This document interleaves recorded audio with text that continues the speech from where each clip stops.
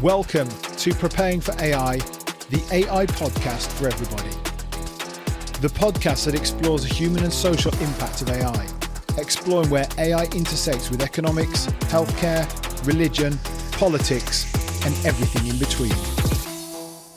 There ain't no party like an S-Club party. Welcome to Preparing for AI with me, Yoshinobu Yamamoto. And me, Ferris Bueller. Yeah, welcome to Preparing for AI, the monthly roundup episode. As we always say, our very popular monthly roundup episode. We get, I've looked in the back end again, as usual, and still 67% of people don't subscribe. But I have found that this is our most popular format. So maybe we should... 67% of people. I mean, I just made that figure up. That's a hallucination. But a lot of people don't subscribe. So actually maybe, can you subscribe, please? Does anyone subscribe? I thought you just download episodes. No. Well, you subscribe. Do you not subscribe to our podcast? Me? Yeah. Can you subscribe? That'd be one more subscriber. I think I am subscribed. I can't remember. Okay. Well, yes, we do have subscribers. We have several hundred subscribers. Oh, okay. And they are people who it automatically downloads for them for ease. I think that's what I've got. So that's what we need everyone to do. Anyway, it's our monthly roundup episode. We're going to kick straight off with, it's not a very happy one to kick off with, but it's a topical one and an interesting one. So kind of, I was going to call it AI suicide, but let's not call it that. Let's call it AI, the dangers of AI as a, as a counselor, as a therapist, the dangers of using AI to advise you on your mental health. If you're feeling vulnerable, speak to a medical professional, not ChatGPT, I think. But the reason we wanted to talk about it is because it's come up a few times recently. I mean, this article's a few months old. It's really sad. It's a few months old. We're supposed to be talking about news stories from this month. Okay, well, I'll give it to you because you only read it this month. And so we say the stories that we have read this month, but I'm not sure it complies with our strict rules for episodes. But anyway, carry on.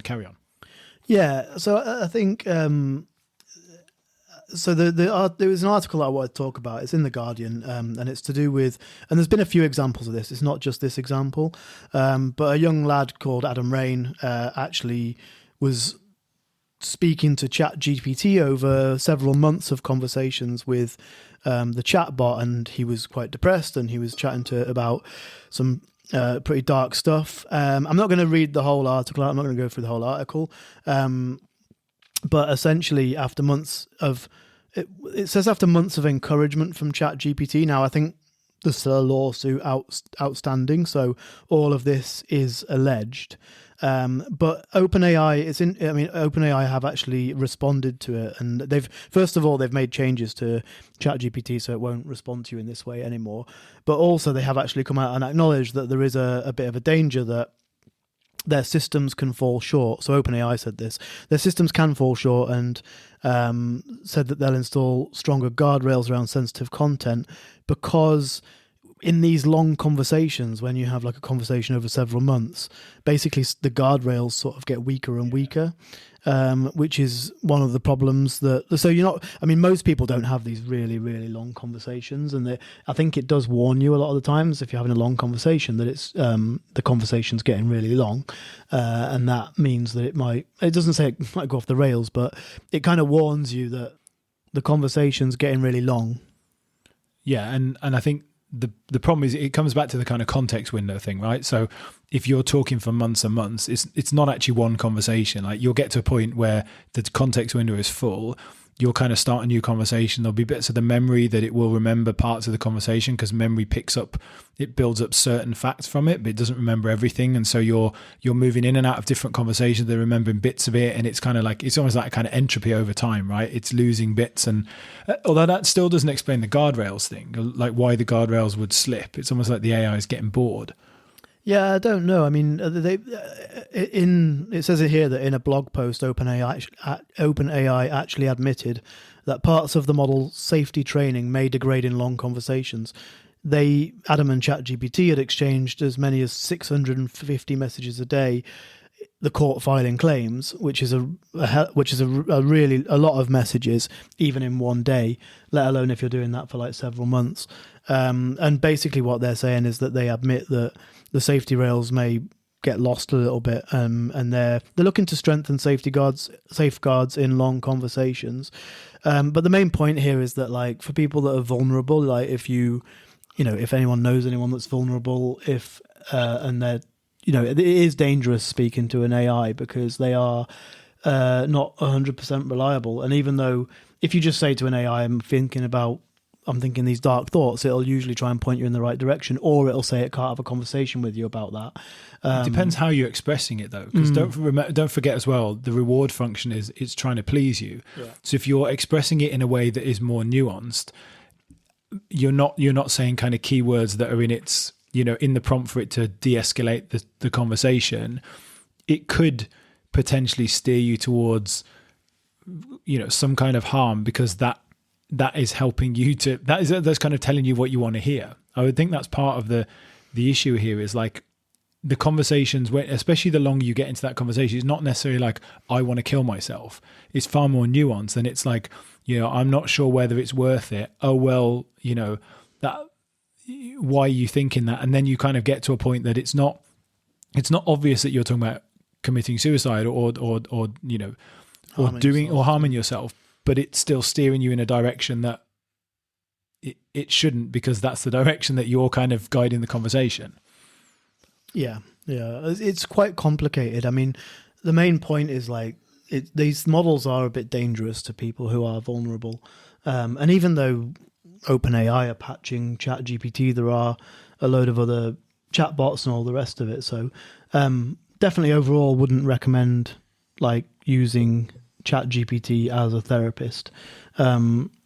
Especially because it's usually the thing is, I've used ChatGPT in that way, but I wouldn't say that I'm vulnerable. I've used it to bounce ideas off and talk about how I feel and things like that, but I wouldn't say I'm in a vulnerable place. And that's the problem, isn't it? Like, if you're actually in a vulnerable place, then where do the boundaries get drawn? And also people use these things in different ways. I think that argument about sort of being vulnerable, sort of the difficulty for me is like, someone could not be vulnerable at the beginning, and then this could drive them to becoming vulnerable, right? So that's the danger. Is like, there are almost two kind of, there's the I'm not vulnerable at all, and there's the kind of I'm not vulnerable but I'm kind of on the edge, and I'm in a position in my life where it would be easy to get to that point, and it could kind of be the tipping factor. And I think I've talked to quite a few people who have used ChatGPT or other large language models for this kind of thing, and what troubles me is the way they talk about it as a being, right? Yeah. Because that's what it's designed to seem like, and it feels like you're having a conversation with someone, and you're not having a conversation with someone. You're still having a conversation. Like, as advanced as large language models are, they are still, in terms of their architecture, about finding the most, the patterns in words and the most likely next character and the likely next token and putting them together. So the advice that it gives you is not based on its thought process. It's based on its training data and what's out there. And it's only making you think it's empathizing. And if all the training data and stuff it's been taught is bad, then it's going to kind of tell you that. And I think when you talk about sort of vulnerable people, it's the same as where who's going to believe the kind of images is people who are either they want to believe that image, or they are in a vulnerable position, or they just don't understand. It's kind of very similar here. And so the people who are not vulnerable kind of aren't using it for this. So it's even more of an issue. I mean, I used it to explore my kind of, last year, to sort of explore my journey to faith. And I found it really, really helpful. But I was really conscious that it was sort of telling me what I wanted to hear and kind of praising me about, oh, and your way to do this is so great. And you could feel how you could feel how its kind of reward function was working and how it was trying to please me.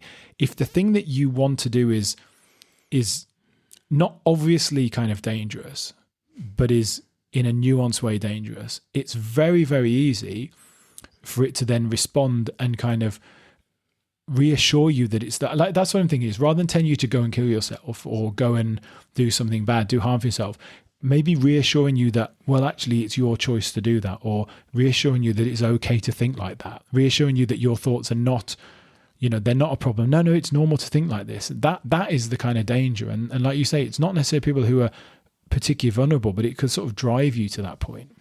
Yeah, there's one more quote by Mustafa Suleyman, who's the chief. You know him, yeah? I don't know him, but I know he is. We've talked about him before. Oh, have we? Yeah. You've got a better memory than me. He's the chief. He used to work for Google. Yeah, he's the CEO of Microsoft's AI arm. Yeah, he's British. He said he'd become increasingly concerned by the psychosis risk posed by AI to users. Microsoft has defined this as mania-like episodes, delusional thinking or paranoia that emerge or worsen through immersive conversations with AI chatbots. And I think that makes sense. So it's kind of going down that rabbit hole with an AI and, maybe getting a bit lost in the conversation and treating it like it is like a real person that you're having a chat with, and almost trusting it too much where, like you say, it's got that reward function where it's trying to please you or trying to give you the answer that's most amenable in a lot of cases. I just want to say one other thing here that an article I read last week, which was about how people are, there was, I mean, maybe part of this is the kind of better help and all the kind of online stuff, but about how people who were using both online and AI counseling services have now kind of gone back to in-person services, which makes perfect sense because it's one of those things where this is where we talk about, like, you need a human because we are designed for that interaction, that empathy and that warmth and that connection. And you can kind of feel like you have that with a chatbot, but ultimately you don't, because there is no empathy there. No. And it is not understanding you as a human. So I mean, I think that was a great thing. I don't think that says that, like, hey, everyone's never going to use, AI chatbots. Of course they are. And eventually we'll find, specific ones that do the job better. But at this point it's dangerous. And if you are using it for that, just remember what it is. What you're talking to is a big data center that is stringing characters together, not an AI sat there listening and empathizing with you.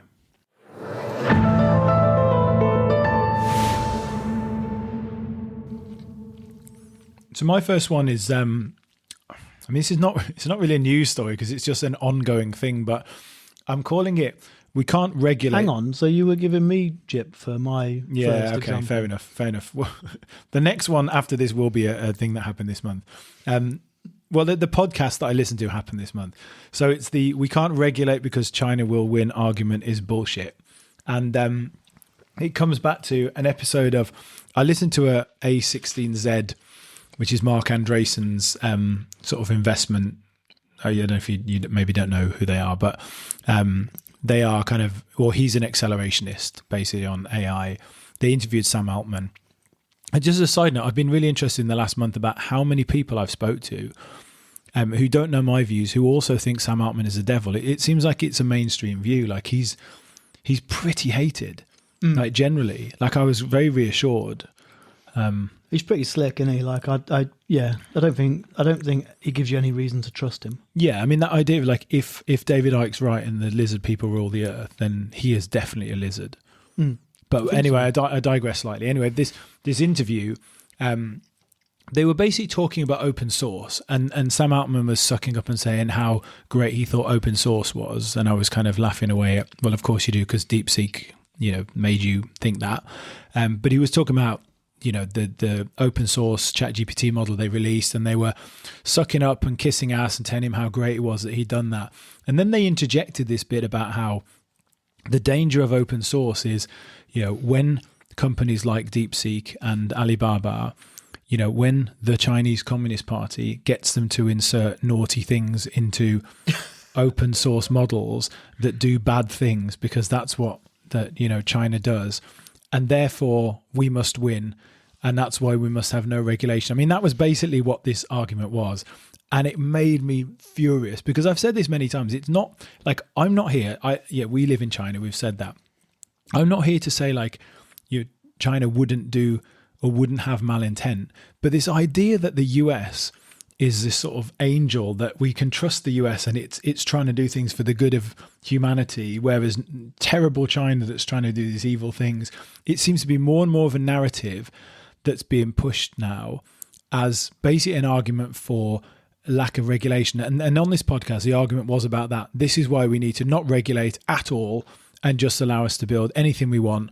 And we have to do that because otherwise China will win. And I've heard it a few times, but this was the most, to be fair, like the people listening to this podcast, because like I said, this is kind of accelerationist investors, they are people who have a particular kind of tech bro view. So maybe it's no surprise it's on this podcast, but to hear it expressed in that way, the clarity for me about how like this is purely about, like, let's be honest, even though OpenAI now say their thing is about building an AGI, this is purely about getting there first to make money. The US as a state probably doesn't see it like that. It probably does want to win as national security. But for OpenAI and people like Sam Altman, it made me realize, like thinking back, he's someone who is an investor. He's not a tech person. He's an investor. That's how he came into this. It's about making money. That's what all this is about. The whole China argument, I'm not saying that there isn't some validity in there, but it's all about stopping regulation and using the argument of China as a way to ensure that there's no regulation because we must win, because if we don't, China's bad, and America good, China bad. It just Is it not true though? Dross. Is what not true? Well, if at some point, theoretically, if at some point AI gets weaponized, in the ways that people are worried about, then do you not need to be ahead of the game? Yeah, yes, you do. You do need to be ahead. Yeah. But my argument is not that. It's the argument that China's bad and we're good. No, you're both bad. Well, they're both bad. I mean, they're on opposite sides, I suppose. So, everyone thinks the other side is evil, and they're not. Right? I mean, that historically, that's how it always is. I think it's not true until it is, and we're talking about governments, not people. But it's not true until it is, right? The US is benign until they do something mad, and China is as well, and it just depends on which side you sit on. Okay, but the irony of this is China absolutely wants to get ahead, but I trust China far more to regulate AI, because the Chinese Communist Party, the one thing it does not want to give up is power, right? So it wants to be in control of AI, so it will regulate to ensure that it retains control and power. The US isn't regulating at all. This is about regulation. It's not saying you can't develop it. This is about regulation. It's got an unfettered kind of regulation. And the argument behind it is we have to do that because of China. Yeah. I mean, I would argue that probably the CCP have got their own models that even if they're regulating what knowledge the DeepSeek can have, for example, they're going to have their own models, which they're working on for military purposes, potentially, in the same way that the US. Well, you'd hope every country is. If it was your country, you'd hope they were doing it. They were working on that, but yeah, no. I mean, I totally understand what you're saying. Is everyone's pointing fingers, and China are trying to do this, and obviously Sam Altman is using that fear to manipulate the regulators and the government. I don't think both sides are pointing fingers though, because I don't think China's pretending to, be pursuing this for China. I think is quite clear that it's pursuing it to get ahead, and it wants to beat the US because it wants to have control and supremacy. The US is trying to claim that it's because we are squeaky clean and kind of whiter than white, and we are the angels and we have to be allowed. And what frightens me about this is, like I say, the idea that if you support that narrative and allow this kind of unfettered development, well, you've got the same dangers on both sides. Yeah. Of it going majorly wrong. I have to say, I do trust, not because I'm in China, I trust China to regulate more than I do the US, because I think it's in China's interest, because everything China does is in its own interest, and everything the US now does is in the US's own interest. But what China does is in the interests of China. What these companies are doing are in the interests of these companies to frankly make lots of money. Yeah, so what I do agree with you on is that Sam Altman's using the fear narrative in order to make sure that there's no regulation so that OpenAI can do whatever they want. Because they want to make more money. Because they want to make more money. So that's my argument, is not that either side is not doing it for the wrong reasons, and that, either side is not bad and is not trying to pursue AI for control, but is the narrative argument is just bullshit. Of course it is. Yeah. But he's appealing to his investors. His base. Yeah, his base, his investors, whatever it is. Like, he's trying to build a company, right? I just hate him. I know. This is what it comes down to. I hate every word that comes from his mouth. I think yeah. But if you were him, it's what you'd have to do. If I was him, I'd do the right thing. Yeah, I'm sure you would. Yeah. That's why you're not him. That's why I'm not him. Yeah, I could be him. I chose not to be. You chose not to be. Yeah. So it's a bit of a weird story. I'm not sure what the story is, but it's just... We'll have to get Sam on the podcast one day. I'm sure. Yeah. Let's get him in the studio and I'll decide whether I should do the right thing for humanity and take one for the team. If he came to China, I'm not sure I'd need to take care of it. I'm sure someone else would. Well, and if he's actually a lizard person, you might struggle a little bit. True. Yeah. Yeah. Maybe get David Icke on. Oh yeah. Yeah. What at the same time? And David Icke and Sam Altman on an episode. Then we would definitely, everyone would subscribe to the podcast. I think so. Yeah.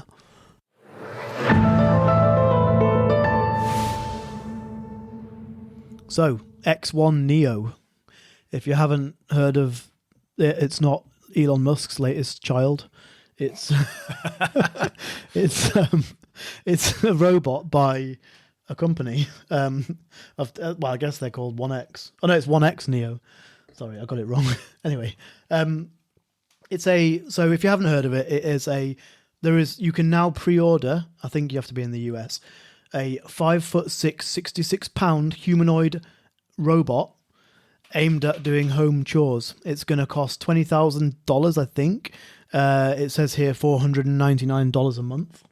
Seems pretty reasonable, actually. It'd be better to rent it, because surely you don't want to own it, because after about a year it'll be obsolete. You'll want to get a better one. Yeah, maybe that's an option. Maybe the $499 is a rental price. I mean, effectively what it's saying is $499 a month. You can have a robot in your home that can carry it's got a 4-hour battery. It'll go and plug itself in when it's ready. It's like a Roomba, but an actual humanoid robot. You're going to have to go and watch a video if you want to see it, but it looks pretty cool. LLM-driven interaction, Wi-Fi, Bluetooth, 5G, and a soft body design. I mean, that sounds like one of my predictions, which people will have to go back and listen to if they want to find out. But the soft body sounds like it might have another use, which maybe might make the $499 subscription a bargain. Yeah. If you've got time for that, if you're single, is what I was going to say. Yes. So yeah, like it's pretty cool. I like how you think it would be only single people that would. I like your innocence, Jimmy. Thanks. A Yeah. happily married man. Yeah, we're keeping it clean. So yeah, like I mean, there's actually videos of there's videos. So I think this is a bit of a marketing ploy. Yeah. Because you have I think it's Figure 03. Which actually did a demo like a month ago. I think they're talking at about a $30,000 price point. They did a really impressive tech demo of their robot doing loading a dishwasher, loading the laundry. I notice in all these tech demos, everything is always clean going into the dishwasher and coming out. Yes, I've noticed the same thing. Everything's clean. Yeah. So one of my immediate questions is what happens when these robots get covered in rubbish and dirt and shit and whatever? Because it just malfunctions as soon as it gets a stain, or just freaks out. Maybe it's got OCD and it just freaks out when it spots a stain. It can't clean itself, and it just. I'm hoping they have a way of cleaning themselves. Otherwise, your robot's going to do the dishes, and then you're going to have to clean the robot. Give it a shower. Yeah. Which seems to default. I think that's partly what the soft body thing is. You can apparently you can take its clothes off and wash them. They're machine washable. You'd bought me, and I thought maybe I was wrong on the soft body, and then you told me about the clothes coming off. So it wears clothes. I think it has. No, I think it's got actually interchangeable. You can put shoes on it and customize it, and so you can put kickers on it and stuff. I don't know. Why would I want to put kickers on it? Are they the shoes that you'd want to put on? Bit of personality on your robot. I can put some bling on it and stuff.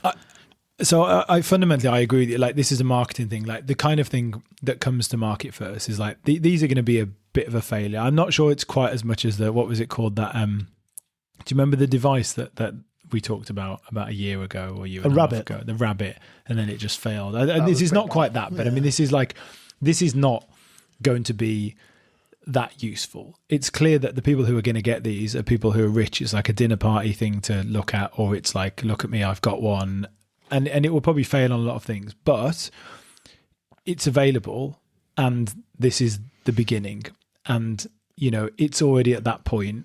We're going to see, I mean, I can't remember when you predicted, I think it was by 2026, which is next year, that people will be able to have a useful kind of home robot. I think that will definitely be the case. I mean, I think there will be a lot of issues, recalls, you know, incidents that I'm not talking about sort of serious incidents, but the incident where it, you know, I don't know, it causes a fire in a house and whatever. And we'll see this overreaction to it of then people will freak out, and we'll see all kinds of things. But you've got robots that you can buy and put in your house. And the other thing I've seen recently is like the police robots. So I saw a flyer in China for these, like, you know, the kind of police ones that look exactly like, you know, the original Transformers, you know, the cassette that Soundwave has that transforms into that kind of, and it's like a Jaguar or something. They look exactly like that. And these are kind of like police kind of robot things. They just roll around on wheels, basically, right? They're not on wheels. It's like legs. Oh, really? Yeah, and they've got they look like they've got guns attached to them. Now, I'm not sure how far these. Yeah. So I mean, this is the stuff that's like that's the use that for me is like. So it's like a spider with guns on it. It's not like a spider. It looks like it. So if people listening to this podcast are the age that we think most of them are, they'll remember the original Star Wars. The original Transformers. So in the original Transformers cartoons and movie, Soundwave has these cassettes that turn into, so the cassettes kind of, they listen to stuff as like spies, and they come back, turn into a cassette, and they go into Soundwave and they listen to the message. And they were kind of like a Jaguar, but as a robotic Jaguar. That's what these look like. Wow. So they are frightening. I mean, that's probably meant to be, because they're meant to be, you know, police ones that they're going to send into riots or to stop social unrest or whatever. But like, these things look really, really frightening. Really frightening. Wow. So sorry to change the subject from your consumer robot, which I think is fun. Like I say, I think there'll be all kinds of issues with them. I think the only people that have them, like you say, will be, it's a marketing thing, but robots are here, right? Well, it's the beginning. I definitely, apart from the fact I can't afford it or don't have the cash to spare, at least, I'm definitely not going to be an early adopter. But I think the main reason is not because of the money; it's because this is literally the first of its kind, and also really exciting bit, like, to tack on. If they have a complex task that they can't do, they enter, in quotes, expert mode, where a human operator can teleoperate or supervise via virtual reality. So effectively, you're going to have a robot in your home with someone sat somewhere in virtual reality in your house, navigating a robot around to perform a slightly more complex task. Now, maybe the more complex tasks are the ones you were referring to at the start when I first introduced this news piece. But yeah, I'm not entirely sure I want that. Like, I think people have got used to having Alexa and AI assistants in their home and stuff, which are effectively, for want of a better word, effectively spying on you all the time now. But this sounds like it's kind of like next level. It doesn't feel like it's spying on you, does it? What, Alexa? Yeah, it is, but it doesn't feel like it. It's like your phone doesn't feel like it's spying on you, even though it does. The robot, it's like it's got, there's just something about the way they look. Like, it's got eyes. It's got ears. It looks like it's... Do you not think it's going to feel a bit weird if, like, when it goes into, like I say, in quotes, expert mode, and then someone has to dial in? Yes, I do. And they're basically operating. We're going to talk about this in the agentic mode, and this is something that. So just to go back, like, from a slightly different perspective, but this is something that, for example, like, you know, the Waymos and all these kind of like automated vehicles, is they also have people that can step in and kind of control, and you do wonder, you know. There's probably going to be quite a long time that you have. Yeah, we're talking about like creation of jobs that AI will do, and I'm not saying that they're going to replace all the jobs, but as you bring all these things in, there are going to have to be people in the loop, because that's the kind of bottleneck that stops this. If you don't have that person in, it doesn't work. So you could kind of argue that could be quite a good job, how long it lasts for is a different matter. It might only be 2 or 3 years, so who knows? But and where it gets outsourced to as well. I mean, you're talking about doing something that. So I presume. I mean, I think the Waymo ones is a good example. Right now, they're doing it like up the road in Los Angeles or whatever. Yeah. But like, it's not a far cry to be like, well, they'll outsource that to the cheapest place exactly. Yeah. Somewhere very, very cheap because, well, why wouldn't you? Well, unless your policies as a country stipulate that, you know, it has to be. Yeah, and I because I do think that's what it will be. I do think that's what it would be. The sort of robot tax thing will be exactly that. As like, yeah, I know you disagree with me on this, but I think there comes a point, at least in the sort of short to medium term, when we get to the point that it's really affecting jobs, that just says, yeah, you can have automated robots in this country. If you do, you must create this many jobs to have them, and to try and work out a way to offset it, and therefore you have to have your stuff in this country. I mean, look at like the onshoring of manufacturing and stuff. Like, why would you do that with manufacturing, but then move to the old globalist model for this kind of thing? You know, I think you'll I think you'll see that. I think you onshore manufacturing, but then get robots to do it all. That's the bit we haven't talked about yet. Is like we're talking about. I mean, you talked about it with the police bot, but like Optimus that's been developed by Tesla. Figaro 3 in the demo video, they already talked about having it as a concierge and getting it to deliver parcels and packages and stuff like this, like to the 0.1% who've got any money. Well, but yeah, this is it. Like clearly, just coming back to the sort of podcast title and aim in the first place, like clearly these things are gonna start taking. You know, at the moment. The fear with jobs was that it was going to be all the white collar jobs like coding and things like that, and a lot of administrative type stuff, which agents are going to take. But now you've got these robots as well, which I can't see. It'll be if you can buy a robot for 20 grand and it can be even half decent and do like 70-80% of what a human can do in a factory, then you just get the robot, don't you? It's a down payment that costs a year's salary, and that's it. Get software updates over time. Yes.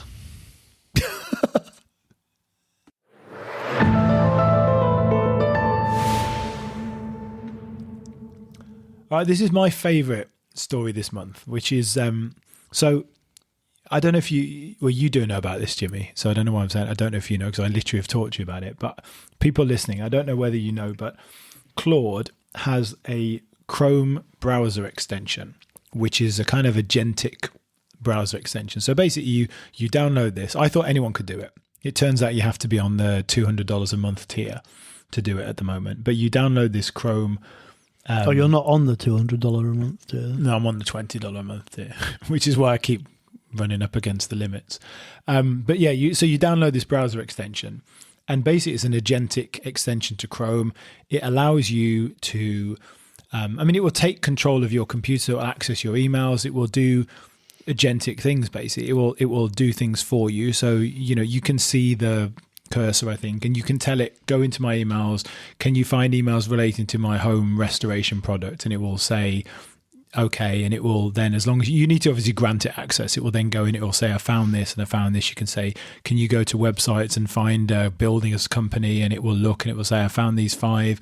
So it's a sort of agentic tool. And I was like, this is pretty cool. So yeah, I should have a go at this. So I had a night where I had a bit of time. So I was like, had a look and I was like, oh, so you can't just download it. Okay, it's on this $200 tier. And I thought, is that right? So I just looked up and I happened upon the Claude's official release. Sorry, Anthropic's official release. And credit to Anthropic here, because the one thing that they do, you know, I'm not convinced. I mean, I'm not convinced that they're fully committed to safety, but they are more committed and they're trying to do more of a job than most of the frontier models. So they had their kind of article with, it's not a safety card, but it's an expression of you know, here are the risks, etc. It was really good because it outlines all the risks, but it basically says risks, prompt injection attacks. Okay, prompt injection attacks could be launched that basically take control of it and tell it to do things that it shouldn't do. For example, stealing your financial information, accessing private information and sharing it, et cetera, stealing passwords, logging into accounts, doing basically all the things that you would not want someone to do. Yeah, so you can imagine, so if something's got control of your browser, your browser's already got autofill passwords in it. Yeah. Like effectively, but via this prompt injection, which we'll explain in a bit more detail in a minute, effectively you could think you're asking it to book you a flight to go somewhere, and it could just navigate to your bank website. And then, well, if you tell it to book a flight, at some point you've got to give it your financial information to pay for a flight, right? But you could think that you're doing that, and then it could, via this prompt injection, which, as I say, we'll explain, it could then go off and you think it's booking a flight, but actually it goes to a different website and just sends some money to somebody else. Exactly. Yeah.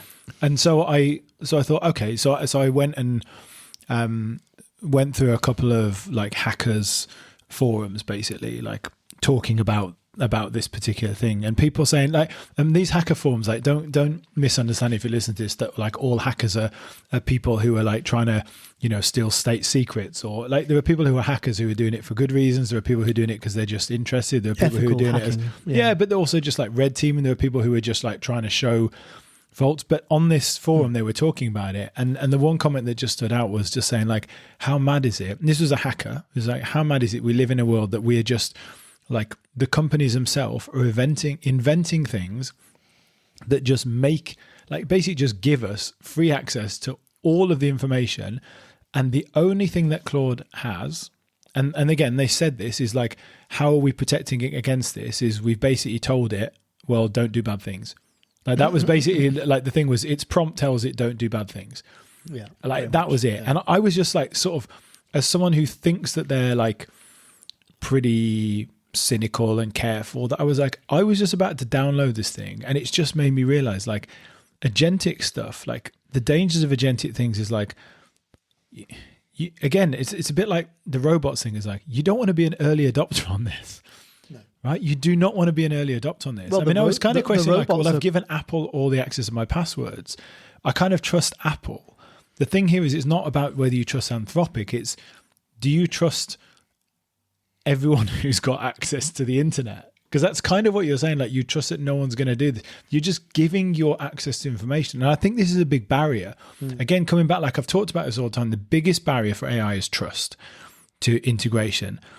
Like, I don't know at what point we get to that actually, like, people will start using agentic stuff, and then something will happen and there'll be this big dial back when people realize what they're doing. Like, it reminds me of like when you allow someone to access your computer remotely and you can see the cursor move around, and it's like the IT support guy from, your head office, or your IT support in Bangalore, or wherever most IT support's in India, let's be honest.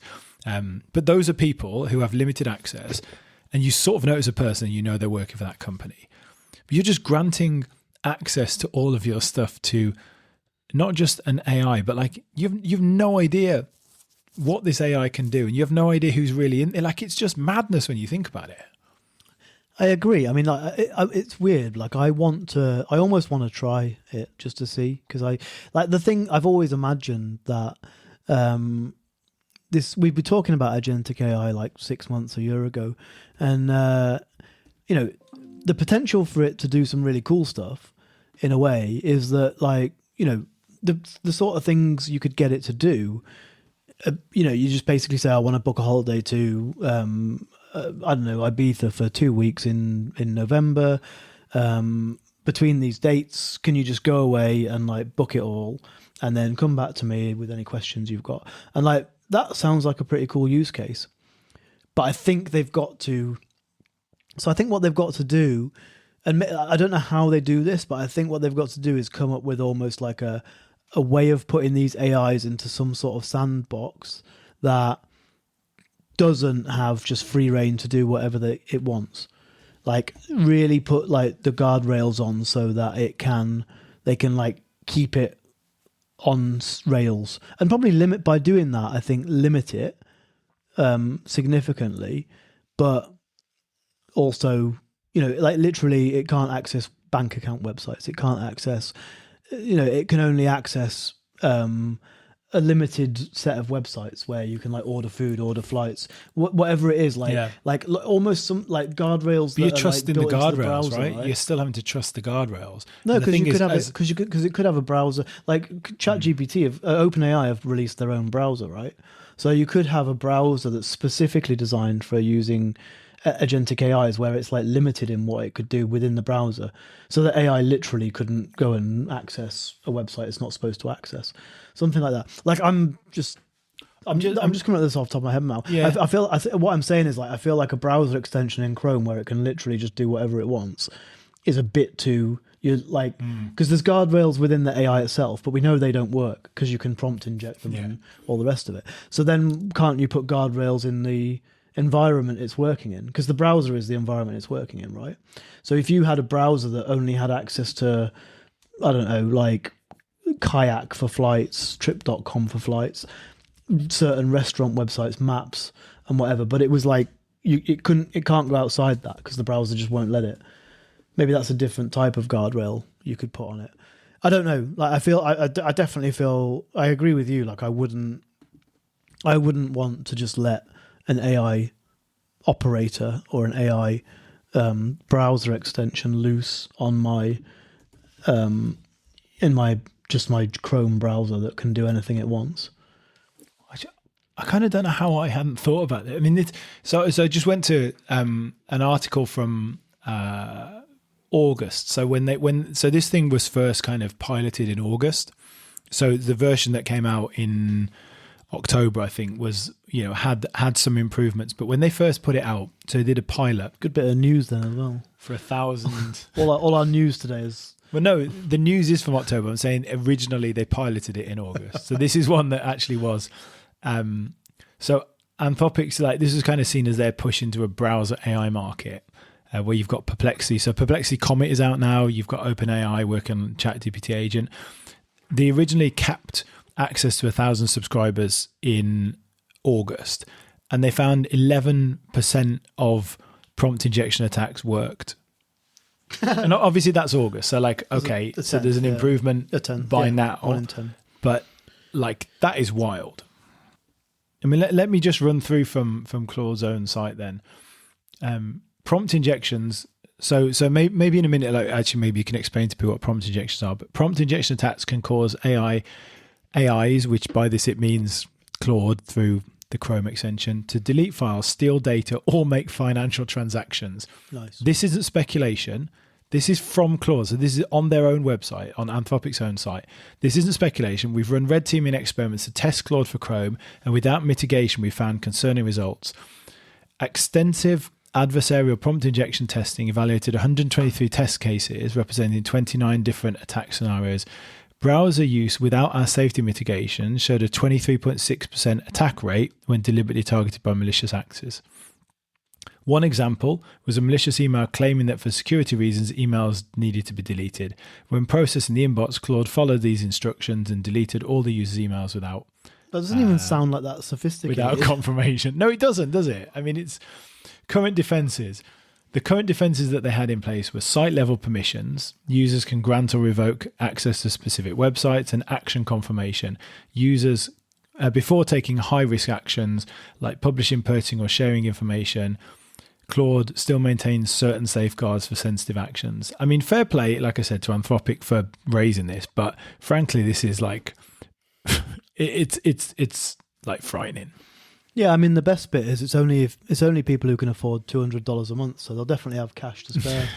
So it doesn't matter if their money's stolen.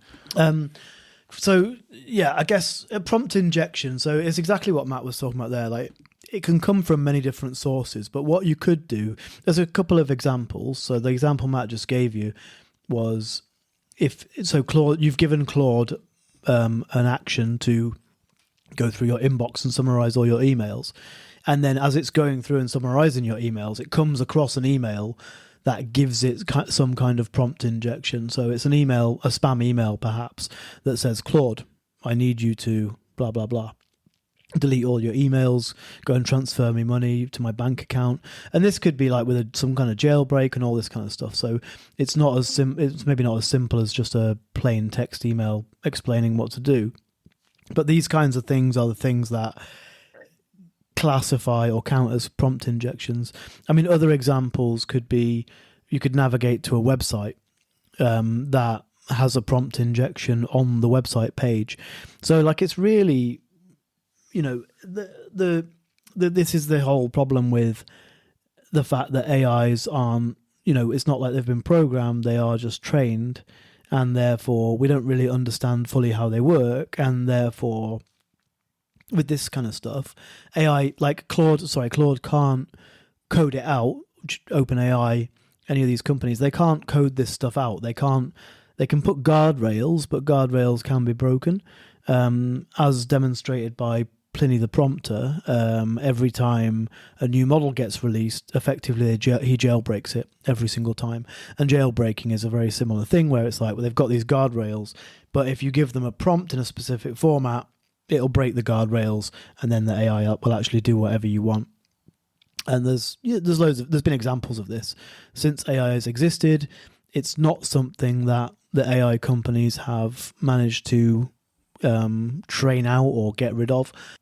Yeah, get rid of this kind of behavior in the models. And I don't think it's something they will get rid of. I don't think it is something they'll figure out, because they've been at it for 3 years now, 3 years. And as I say, Pliny the Prompter manages to jailbreak these models within like half an hour every single time. So it's just a warning. And so one thing I said a while ago is I think we'll very soon, and I think this is not just because of AI, this is also because of quantum computing, but I think very soon we're going to move back. I think we're going to have high street banks again. I think not for the general public, but I think for people with like... There are still high street banks, I think. Well, not many. They're all closing down. And no one uses them, right? It's just for old people now. It's for old people and people with checkbooks. Our audience are, you know... No, our audience is like 40 to 70. They're not elderly yet. Well, our parents are the oldest. I'm talking about people in their 80s. Okay. So not people in their 70s. Okay. No, but what I mean is like you move to... Okay, maybe high street banks is wrong, but like people with money want a physical service and want physical assets and want that security layer. So I do think on one hand... Are you lining up that gold advert you've been waiting to put out? Well, I put my money in gold, as you know. Gold. Before Trump. So in physical gold, yeah. Physical gold. Before Trump and before the highs. And I haven't cashed in, so probably it'll just all drop soon. Anyway, this is worth a few quid now. Yeah. It's increased by about 25%, so I've done pretty well. But yeah, we digress.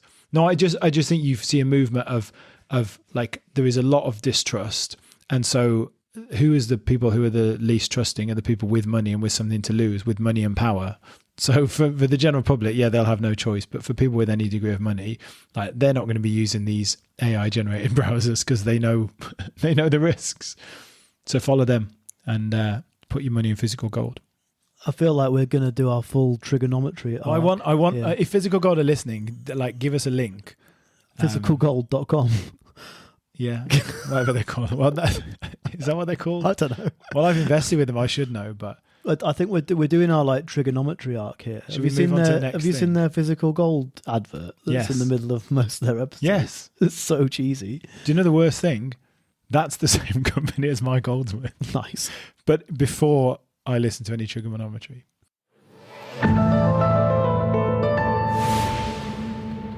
Right, I should probably apologise first for the end of that last section, which it sounded like we were trying to promote physical gold.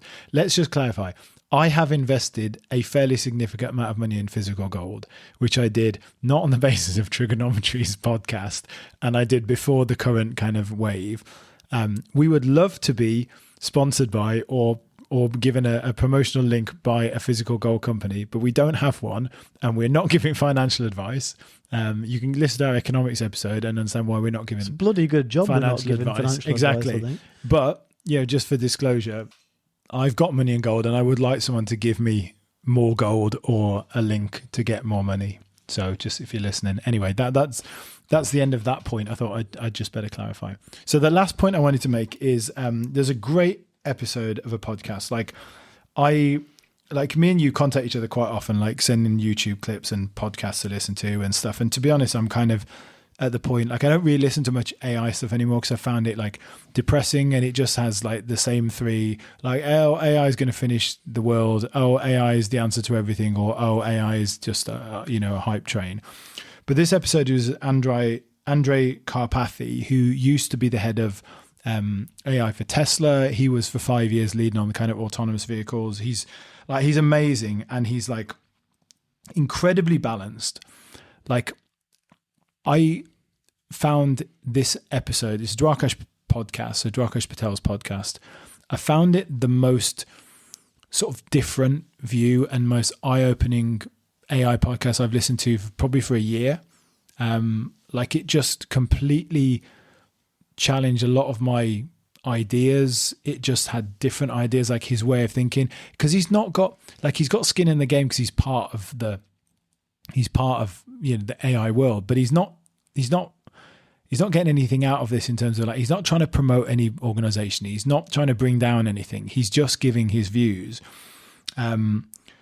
He talked about why reinforcement learning is terrible, but everything else is worse. So it's like the least worst thing. He talked about why he thinks when AGI does happen, it will just blend in, because the past 2.5 centuries have basically been 2% GDP growth, and it didn't really matter what happened. And he's gone back thousands of years, and there's like been very few things in history that have really kind of had that kind of takeoff kind of momentum. And I think like the argument against that is like, well, AI is different. But I think actually the more you look back through history, you realize, well, we always think things are different and we live in exceptional times. And actually there have been other exceptional times.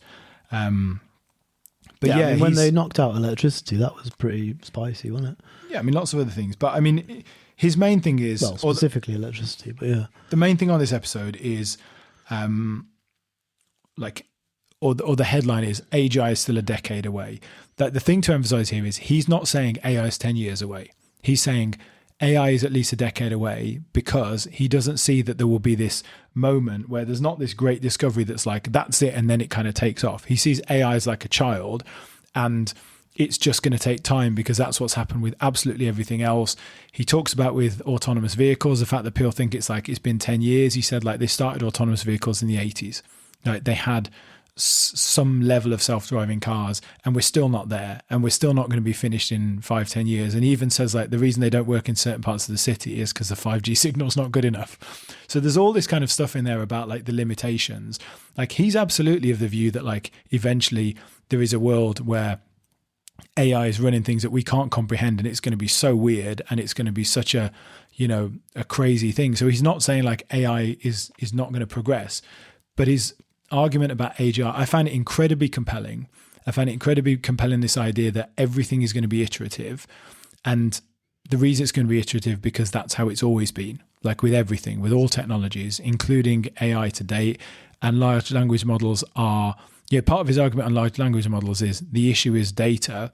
We think the issue is not enough data, but actually the problem is the data is so terrible that we need them to learn for themselves, and that's probably not what large language models are ever really going to be able to do. So it's a bit of a plug for that episode of the podcast. You haven't listened to it yet. You've listened to me earlier today tell you lots of bits about it.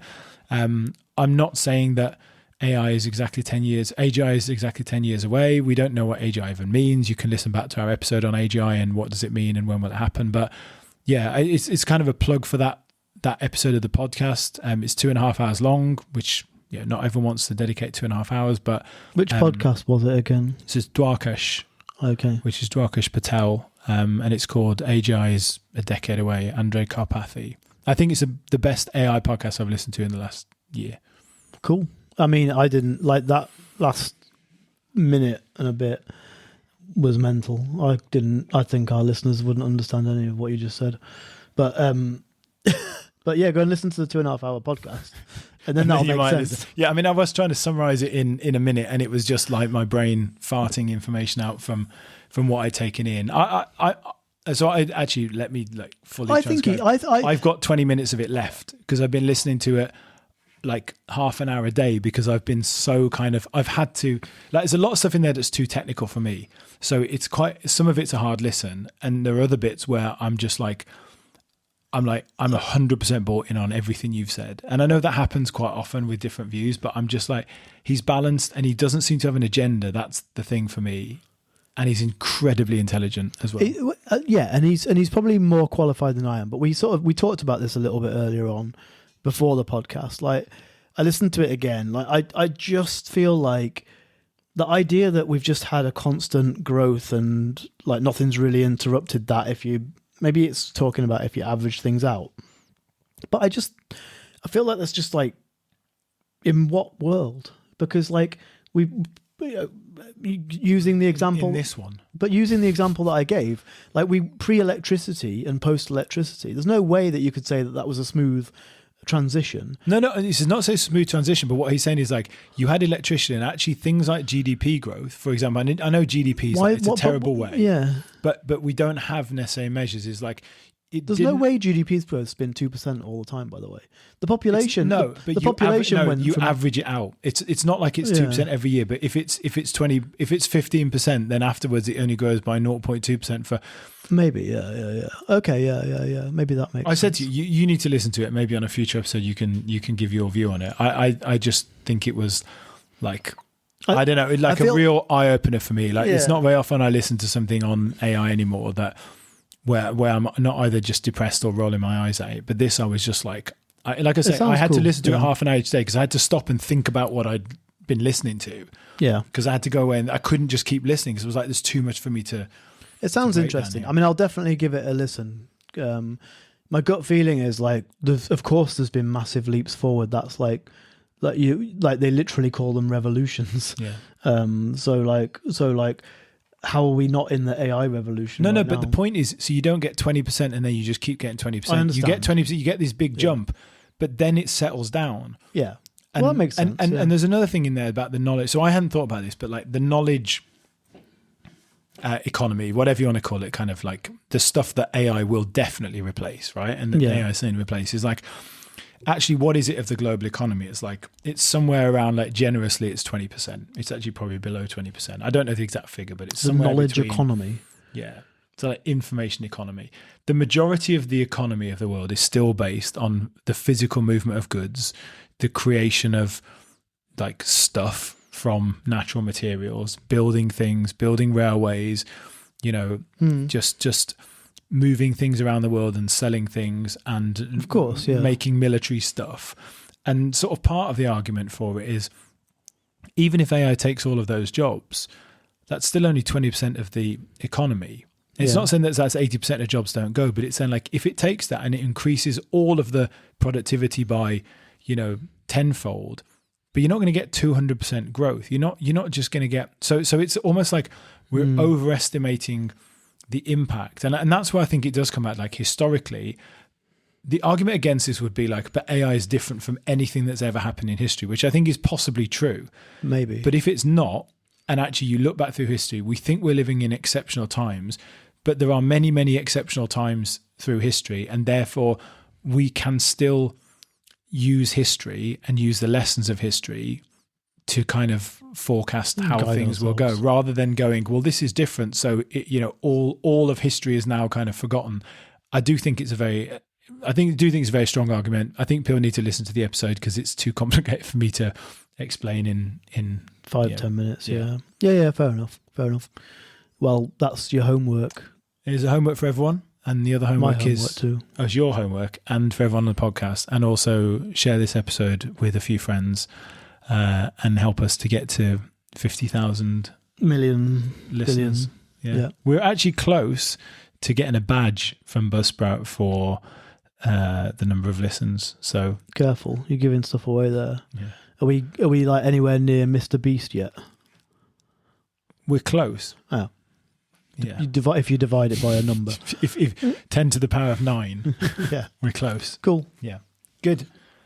So we'll be back next time with an episode about coding, which is one of our deep dives. So this, as we said, like every month now, 2 episodes. This is our kind of news roundup one, and then we'll be talking about coding. That will be out in about 2 weeks. So I just probably say to people like coding might sound like something that's not necessarily like you don't care about coding. It's not something that you do. I think you need to understand about coding, because this is the thing where AI is already kind of, it's already changing the world, and it is the one thing where. Also, we're not going to get really nerdy on you. We're just going to ramble around it like a couple of middle-aged madmen. Yeah, but it's the one thing where, like, it's actually got. I feel like you don't, now. but you don't need to know how to code, but you sort of do need to understand, like, how AI codes, because it is going to impact and have some effect on your life. It's not like it's just what some people do somewhere. It's like, no, it's what we'll be doing, all of the stuff that you'll be using. So if you're not able to code, but if you have some understanding of what it is and how it's working, like, I think everyone should do that. Also, I will give you enough information in that episode that if you've dreamed of making a website of your own or something a bit creative in that sense, then I'll give you enough information in that episode to go away and figure it out and do it yourself. And it won't be that hard, because genuinely it's pretty incredible what it can do.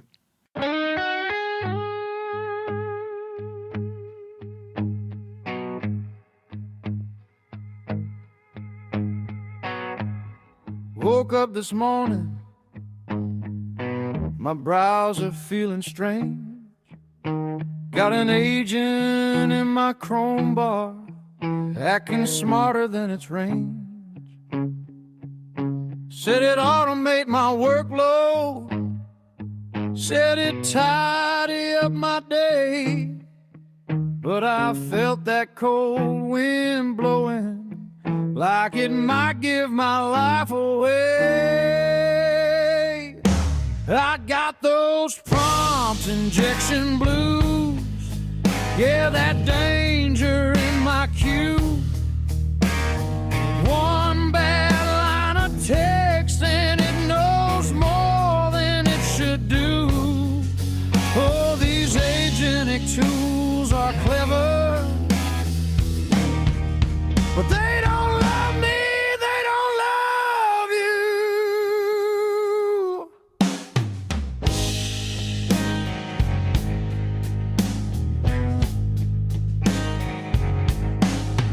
It reads every tab I'm open, from my shopping to my bank. And one malicious little whisper could drain my whole account, yank the crank. Passwords, private numbers, man, it sees them all in view. A single poison prompt and my secrets just blew through. I got those prompt injection blues. Yeah, this plugin's learning too much truth, saying trust me, I'm helpful, but my gut says that ain't proof. 'Cause convenience always comes with a darker hidden tooth. They told me it's the future, just let the AI run your show. But if a scrum can trick my agent, where the hell could my data go? A shadow voice in the sandbox, and suddenly I'm hacked in two. Makes a man think twice about what automation ought to do. I got those prompt injection blues. Baby, don't let your guard go loose, 'cause a two with too much freedom can hang you with your own noose. So I'm keeping my passwords hidden, and I'm singing this warning to you.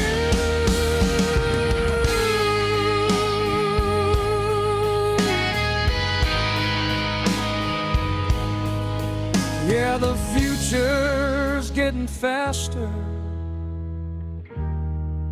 but the blues, they're always true.